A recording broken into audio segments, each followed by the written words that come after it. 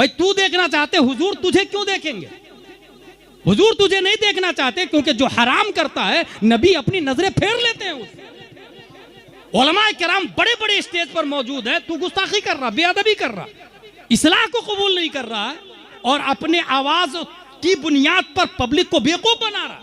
भाई गाना गाते हैं लोग, गाना भी गाते हैं, अच्छी आवाज रहती है, गाना गाते हैं, सुनने वाले उसको भी सुन रहे हैं, तो क्या वो जायज हो जाएगा? क्या वो आशिक है? क्या वो मोमिन है? क्या वो आलिम है? क्या उनकी पैरवी की जाए? क्या उनका अदब किया जाए? पैंट शर्ट पहन के शायर आते हैं, हम दावत दे रहे हैं, हम 30-40 हजार देना है, ला हौला वला कुव्वत, एक वक्त की नमाज पढ़ने को तैयार नहीं है और बाज़ाब्ता बहस कर लेता है। अच्छा ये भी देखा मैंने, अगर वो मुरीद है किसी और का तो देखेगा कि इस जलसे में ज्यादा कौन लोग हैं, तो उसी पीर का मुरीद हो जाता है, उसी पीर का मुरीद हो जाता है। हजरत अल्लाह मानो वल हफीज है कोई और, बोलता कोई और, ला हौला वला कुव्वत इल्ला बिल्लाहिल अली। अच्छा नाम ले तो एक स्टेज पर जो मुफ्ती शहरयार साहब ने जो किया, तो वो तो देखा ही आप लोगों ने। एक जगह हुजूर नई में मिल्लत ने कहा कि मैं मुफ्ती नहीं हूँ, बेवकूफ उनसे बहस करने लग गया कि मैं जाहिल नहीं हूं ना, जाहिल नकीब नहीं हूं। भाई यही जहालत है कि तू बोल रहा, क्योंकि पोस्टर कब से दलील बन गई हमारे में, खतीब मुफ्ती कब से हो गया भाई। इश्तिहार में तो कोई किसी को भी अल्लामा फहामा दक्का का लिख देता है, मगर मुफ्ती वो होगा जो मदरसा अरबिया गौसे आजम से इफ्ता का कोर्स करेगा, ज़ियाउल इस्लाम से इफ्ता का कोर्स करेगा, उसे मुफ्ती कहते। तकरीर करने वालों को मुफ्ती कहते, तो सबसे बड़ा मुफ्ती नरेंद्र मोदी होता भाई, तकरीर करने वाला मुफ्ती होता। ये किसने कह दिया? अल्लाह की पनाह, तकरीर करता है तो मुफ्ती लगा दिया लोगों ने, और पोस्टर का हवाला देकर नकीब बोल रहा है, मैं जाहिल नकीब थोड़ी हूँ। ला हौला वला कुव्वत, ये उलमा की बेअदबी। अगर नहीं बोलता तो यह अदब था। मुफस्सिरीन तफसीर में ये लिखते हैं कि अल्लाह ने जब सजदे का हुक्म दिया तो इब्लीस ने हिमाकत ये की कि उसने इनकार किया कि तूने मुझे कहाँ हुक्म दिया है, तूने तो फरिश्तों को हुक्म दिया ना, और मैं तो जिन्नात हूं। और उसके बाद दूसरी बेवकूफी इब्लीस ने ये की, खलकतनी मिन नारी व खलकतहु मिन तीन, मैं उनसे अफजल हूं, तूने मुझको आग से बनाया, उसको मिट्टी से बनाया। अगर मौला हुजूर नई में मिल्लत कह रहे हैं कि मैं मुफ्ती नहीं हूं, तो चुप रहना ये इस्लाम है, ये अदब है। उस पर यह कहना कि मैं जाहिल नकीब नहीं हूं, यही बेअदबी है, यही तबाही है, और यही स्टेज के माहौल को खराब कर रहा है। और पूरे भारत में बाअदब उलमा ने देखे तो दारुल उलूम मुजाहिद मिल्लत में देखे, मदरसा अरबिया गौसे आजम में देखे। मुफ्ती उस्मान की मिसाल आज भी मुश्किल से मिलेगी आपको, अल्हम्दुलिल्लाह। अब वो बंदा इतना मोतबर आदमी कि ला ताअत लिमखलूकिन फी मासियतिल्लाह पर मुकम्मल अमल करते। अजान हुई तो हुजूर हबीब मिल्लत बैठे हैं, पूरा मजमा बैठा है, किसी की परवाह नहीं करता बंदा, क्योंकि अल्लाह की तरफ से बोला हुआ है। इसी को मुफ्ती कहते हैं। और अदब इतना कि अगर हुजूर हबीब मिल्लत है तो उनके पीछे चलेंगे, और अजान हो जाएगी तो किसी की परवाह किए बगैर मस्जिद में चले जाएंगे। इसी को मुफ्ती कहा जाता है। ये कहां से मिलेगा? ये दीन दारुल उलूम मुजाहिद मिल्लत से मिलेगा, मदरसा अरबिया गौसे आजम से मिलेगा। ये गौसे आजम का लफ्ज ही बता रहा है कि हमारे फारिगीन गुस्ताख नहीं होंगे, हमारे फारिगीन नबी मर के मिट्टी में मिल गए ये कहने वाले नहीं होंगे। हमारे फारिगीन वही होंगे जो आला हजरत ये कह रहे हैं, तो जिंदा है वल्लाह, तो जिंदा है वल्लाह, मेरी चश्मे आलम से चुप जाने वाले। जिंदा मिसाल है। इमाम आजम अबू हनीफा जेल में डाल दिया गया, जहर दे दिया गया उनको, जहर से इंतकाल हुआ इमाम आजम का, याद रखिएगा आप लोग। तो ये कोई नया काम नहीं हो रहा है, बंगाल हो या इंडिया हो या पूरी दुनिया हो। हुजूर सल्लल्लाहु ताला अलैहि वसल्लम खुद फरमाते हैं, मुझे जितनी तकलीफ दी गई है दुनिया में किसी नबी को उतनी तकलीफ नहीं दी गई है जितनी तकलीफ हुजूर सल्लल्लाहु अलैहि वसल्लम को। हासिल ये कि ख्वाजा गरीब नवाज को अल्लाह तबारक व तआला ने 533 हिजरी में पैदा किया। 20 साल हाफिज आलिम कारी मुफ्ती बने, पढ़ाई किए। उड़ीसा से फोन किया आया था, पढ़ाई पे से बात याद आई। मैंने उड़ीसा में ये तकरीर की कि कोई वली बगैर इल्म बगैर आलिम के वली बन ही नहीं सकता।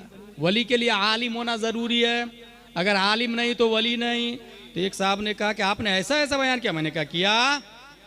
बोले फिर गौसे आजम ने जो चोर को वली बना दिया मैंने कहा बहुत अच्छा, बहुत अच्छी बात आपने कही। ये बताइए आप, जब गौसे आजम चोर को वली बना सकते हैं तो उस चोर को वली बनाने से पहले आलिम नहीं बना सकते?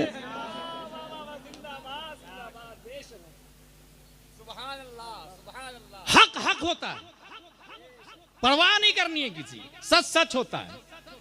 100 साल गीदड़ की जिंदगी जीने से बेहतर है 1 साल शेर की जिंदगी जिए।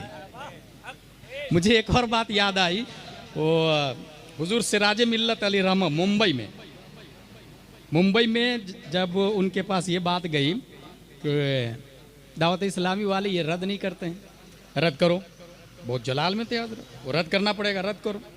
तो अमीर ने जवाब दिया, अमीर दावत इस्लामी ने, कि हजरत हमारे मुबल्लिगीन नाअहल होते हैं, वो रद्द करने की अहलियत नहीं रखते हैं। हुजूर सिराज मिल्लत ने जवाब दिया था, 100 लोमड़ी पैदा करने से बेहतर 1 शेर पैदा करो। मदरसा अरबिया गौसे आजम ये शेर पैदा कर रहा, शेर। और ये शेर इसलिए होंगे कि शेर के बेटे हैं। मदरसे की बुनियाद शेर ने रखी है और उस शेर का इंतखाब शेर बरेली ने किया है, और शेर बरेली का इंतखाब शेर अजमेर ने किया है, और उन पर साया है शेर बगदाद का, उन पर साया है शेर खुदा हैदर कर्रार का। जिंदाबाद जिंदाबाद, भारत ख्वाजा गरीब नवाज रदी अल्लाह ताला अन्हु का मदफन है, महबते आदम है और मदफन ख्वाजा गरीब नवाज है। हाफिज बने, आलिम बने, कारी बने, मुफ्ती बने, मुफस्सिर बने। ये मैं फिर से बोल रहा हूं आप लोग को, अगर दीन समझना हो तो किसी भी चर्सी और 10-15 अंगूठियां पहनने वाला और रंगीन लिबास पहन के मखसूस करने वाला ऐसे लोगों से बिल्कुल अलर्ट रहिएगा। सीधा कायदा है भाई, पैरासीटामोल में कंपोजिशन क्या है ये कौन बताएगा? डॉक्टर बताएगा ना भाई, सीधी बात ही है। अब एक्सरा कौन देखेगा? हम लोग देख के पता चलता है कौन सी हड्डी किधर डैमेज है, वो वही कमा हक को निशानदेही करता है। ये कॉमन सेंस है।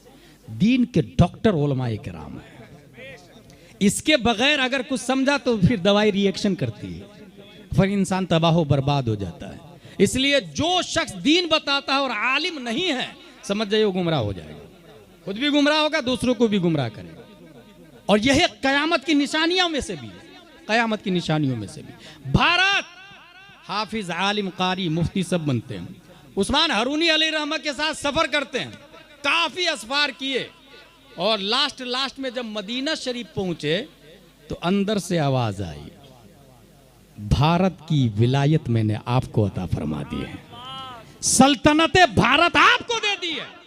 पता ये चला भारत किसी के बाप की प्रॉपर्टी नहीं है। आज भी मेरे ख्वाजा की हुकूमत वैसे ही है जैसे कल थी, क्योंकि ये हुकूमत किसी आम आदमी ने नहीं दी है जो इलेक्शन में चंद सालों के लिए कुर्सी पर बैठता है। ये हुकूमत उसने अता नहीं की है, ये हुकूमत अता करने वाले प्यारे मुस्तफा है जो कल भी जिंदा थे, आज भी जिंदा है और कल भी जिंदा रहेंगे। नबी जैसे जिंदा है, उनकी आता से उनका वली, उनका हाकिम भारत का मेरा ख्वाजा भी जिंदा है, और जब मेरा ख्वाजा जिंदा है तो उनकी हुकूमत जैसे कल थी वैसे आज भी चल रही है। बेशक, जिंदाबाद जिंदाबाद, सुभान अल्लाह सुभान अल्लाह। अब इसकी दलील दे दूं मैं, फतावा रज़विया शरीफ। इंतकाल के बाद भी हुकूमत और तसर्रुफ बाकी है। फतावा रज़विया शरीफ, इसके बारे में जज ने कहा था कि अगर फ़िक़्ह हनफी की बुनियाद पर कोर्ट में फैसला दिया जाए तो फतावा रज़विया काफ़ी है। फ़िक़्ह हनफी का इंसाइक्लोपीडिया फतावा रज़विया। इसके बारे में हुजूर अशरफ मियाँ ने कहा था, मनारे कसरे रज़ा तो बुलंद काफ़ी है, तुम उसके पहले ही जीने पे चढ़ के दिखला दो। फतावा रज़विया तो एक करामत है, जरा हदाई के बख्शिशी पढ़ के दिखला दो। कहा था ये हुजूर अशरफ मियाँ मारहरल। फतावा रज़विया शरीफ, सफ़ा नंबर 370, जिल्द नंबर 30, इसमें लिखते हैं आला हज़रत रज़ी अल्लाह ताला अन्हु मौलाना शाह अब्दुल अजीज़ के हवाला से, तफसीर अज़ीज़ी के हवाले से, औलिया अल्लाह बाद इंतकाल दुनिया में तसर्रुफ़ फरमाते हैं और उनके इस्तिग़राक़ का कमाल और मदारिज के रिफ़अत उनको इस सिमत तवज्जो देने की माने नहीं है, अपने कमालाते बातनी का इजहार फरमाते हैं और हाजतमंद लोग अपनी मुश्किलात का हल और हाजत रवाई उन्हीं से तलब करते हैं और अपने मकासिद में वो लोग कामयाब भी होते हैं। इसका मतलब ये हुआ कि औलिया अल्लाह जिंदा हैं और जैसे जीते जी हुकूमत कर रहे थे, इंतकाल के बाद भी हुकूमत करते हैं। तो भारत किसका है? ख्वाजा गरीब नवाज रदी अल्लाह ताला अन्हु का। इसलिए ये लॉलीपॉप दे के लड़ाना और वोट तारीख के हिसाब से मुशाहदा आप करेंगे तो महबत आदम पूरा भारत है, महबत आदम। और अजमेर शरीफ ख्वाजा गरीब नवाज रदी अल्लाह ताला अन्हु का मदफन है, वहाँ जन्नती दरवाज़ा भी है, जन्नती दरवाज़ा भी है। और जो शख्स, एक बार खंडवा मध्य प्रदेश की बात बता रहा हूँ, एक देवबंदी आके सुन्नी से कहा कि तुम अजमेर शरीफ गए थे? बोले हाँ गया था ना। बोले वो जन्नती दरवाजे में भी गए थे? बोले हाँ गया था ना। तो बोले जो शख्स जन्नती दरवाजे में जाता है खुशबू आती है, तुम्हारे बदन से तो खुशबू नहीं आ रही है। जानते हैं उस सुन्नी ने क्या जवाब दिया कि खुशबू तो जन्नत की आती है, मगर ये हदीस नहीं सुनी तुमने कि जहन्नमियों को खुशबू नसीब नहीं होगी। खुशबू तो आ रही है मगर तुमको कहां से आएगी? ये सुन्नियों को आती है सिर्फ। 3 ऑनर्स हो गए, 2 ऑनर्स हो गए, अब तीसरे ऑनर पे हमारी बात आ रही है, वो मा अलैना इल्लल बलाग से पहले तीसरा ऑनर 8 मुहर्रम काफी था। गौसे आजम क्यों लगाया? ताकि आप लोग को पता चला जाए कि मदरसा अरबिया सुलह कुल्ली का मदरसा होता है। गौसे आजम लग जाए तो वो सुन्नी का मदरसा बन जाता है। सिर्फ मदरसा अरबिया होना काफी नहीं। बहुत बुनियादी बातें मैंने आपको बता दी। मुझे यकीन है आप तन्हाई में बैठ के इस्लाम के बारे में सोचेंगे। इस्लाम की समझ उम्र की कसरत से नहीं आती। फिर से सुने मेरी बात, इस्लाम को समझने के लिए लंबा ज़माना चाहिए नहीं। अगर कोई शख्स 60-70 साल का है, इस्लाम के बारे में बहुत मालूमात है उसको गलत। इस्लाम अगर उम्र से समझ में आता तो बहुत मशहूर शेर है, लौ कान हादल इल्म युद्रकु बिलमुना मा कान यबकी फिल बरिया जाहिलु। अगर तमन्ना से इल्म हासिल होता तो रूए ज़मीन पर कोई जाहिल नहीं बचता, और उम्र से इल्म आलिम बनता इंसान तो हर बूढ़े को मुफ्ती होके मरना चाहिए था। इसलिए इल्म दीन समझने से, पढ़ने से, सीखने से आएगा। ख्वाजा गरीब नवाज ने सीखा, मुजाहिद मिल्लत ने सीखा और सिखाया। और किस तरह सिखाया? अपनी बीवी का जेवर कौन बेचता है आज के ज़माने में? आप लोगों ने चंदा दिया था मदरसा अरबिया गौसे आजम? कितना चंदा दिया? साल भर में कोई 10,000, 20,000, 40,000, 50,000, 1 लाख दे दे तो बहुत रिस्पेक्ट चाहता है वो। मैं स्पेशल हूँ मदरसा अरबिया के लिए, मेरा नाम आना चाहिए पोस्टर में, इश्तिहार में, जलसे में। अस्तगफिरुल्लाह रब्बी मिन कुल्लि ज़ंबि व अतूबु इलैह। वो मुजाहिद मिल्लत है, बीवी का जेवर बेच के सैलरी दे रहे हैं। बल्कि एक जगह ये पढ़ा मैंने, इलाहाबाद के मदरसे से बावर्चन चली गई, अपनी बीवी को कहते हैं कि बावर्चन नहीं है, आप खाना बना दीजिएगा। उनकी ज़ौजा खाना बनाने के लिए आ जाती है इलाहाबाद में।